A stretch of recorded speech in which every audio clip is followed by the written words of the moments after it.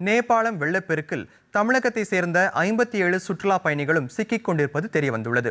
தஞ்சாவூர் மாவட்டம் கும்பகோணம் பகுதியில் இயங்கி வரும் தனியார் சுற்றுலா நிறுவனத்தின் சார்பில் கடந்த 23ஆம் தேதி 57 சுற்றுலா பயணிகள் நேபாளத்திற்கு 3 வேன்கள் மூலம் அழைத்துச் செல்லப்பட்டனர். இவர்களது வாகனங்கள் நேபாளம் சீனா எல்லை அருகே சென்று கொண்டிருந்த போது கடும் வெள்ளம் மற்றும் நிலச்சரிவில் சிக்கிக் கொண்டதாக கூறப்படுகின்றது.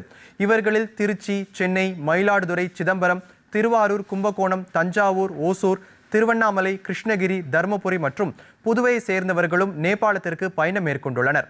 நேபாளத்திற்கு சென்ற தமிழக யாத்ரீகர்கள் வெள்ளப்பெருக்கில் சிக்கிக் கொண்டது தெரிய வந்ததை அடுத்து அவர்களது உறவினர்கள் அதிர்ச்சி அடைந்துள்ளனர்.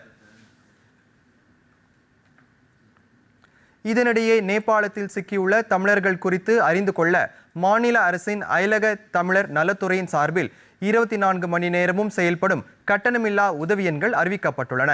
இதன்படி இந்தியாவை சேர்ந்தவர்கள் 1-8-0-309-3793 என்ற எண்ணையும், வெளிநாட்டினர் 91-80-6900 என்ற எண்ணையும், புதுதில்லியில் உள்ள தமிழ்நாடு இல்லத்தின் கட்டுப்பாட்டு அறைக்கு 92-895-16712 என்ற எண்ணையும் தொடர்பு கொள்ளலாம்.